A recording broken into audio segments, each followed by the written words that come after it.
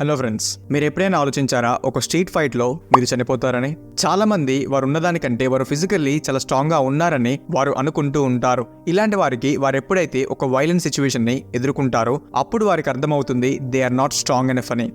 ఇక్కడ మీరెంత మంచి పర్సన్ అన్న దానితో అస్సలు సంబంధం లేదు. ఎవరైనా సరే వారు స్ట్రీట్లో చాలా డేంజరస్ అటాక్స్కి గురి కావచ్చు. అలాగే కొన్నిసార్లు వారి లైఫ్ని కూడా వారు కోల్పోవచ్చు.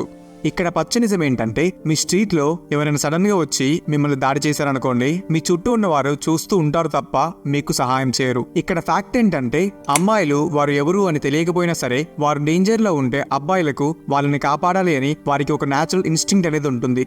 అదే అబ్బాయిల విషయానికి వస్తే, తెలియని వారు ఎవరైనా డేంజర్ లో ఉంటే వారికి సహాయం చేయడానికి ఎవరు ముందుకు రారు.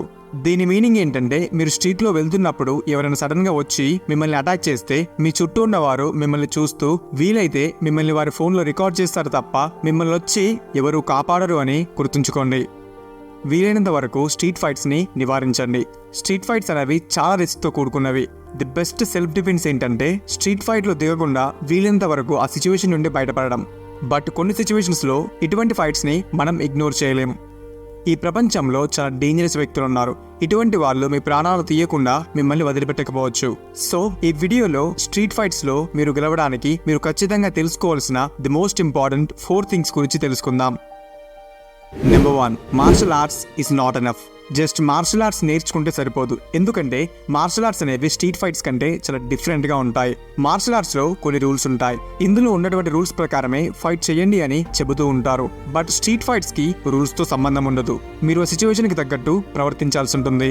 సో స్ట్రీట్ ఫైట్స్ కి ఎటువంటి రూల్స్ అండ్ రెగ్యులేషన్స్ ఏముండవని మీరు అర్థం చేసుకోవడం చాలా ఇంపార్టెంట్. ఇక్కడ మార్షల్ ఆర్ట్స్ ట్రైనింగ్ అనేది ఇంపార్టెంటే, బట్ అదొక్కటే సరిపోదు. Number 2, awareness. స్ట్రీట్ ఫైట్ లో ప్రతి విషయాన్ని మీరు తెలుసుకోవాలి. మీ చుట్టూ ఉన్న ఎన్విరాన్మెంట్ అబ్జర్వ్ చేయండి. మీకు అలాగే మీ అపోనెంట్ కి అడ్వాంటేజ్ లో ఏముందని తెలుసుకోండి. వితిన్ సెకండ్స్ లో ప్రతి విషయాన్ని మీరు అబ్జర్వ్ చేయాలి. Number 3, create an illusion. మీరు ఉన్నదానికంటే చాలా డేంజరస్ అని మీ ముందున్న అపోనెంట్ అతను ఫీల్ అయ్యేలా మీరు బిహేవ్ చేయండి.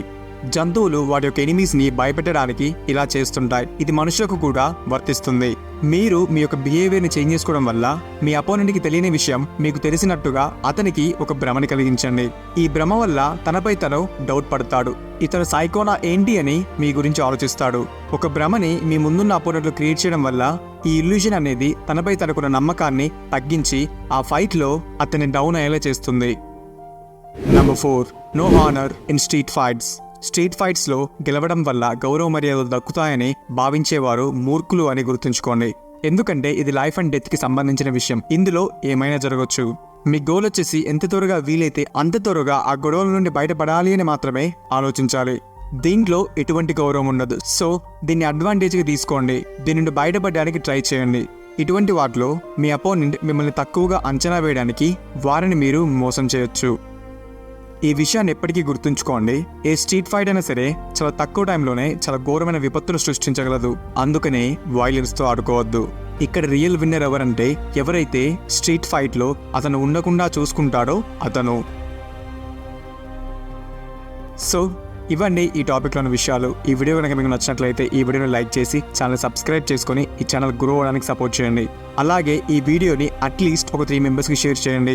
So that they will get some value from this video. Thank you so much for watching.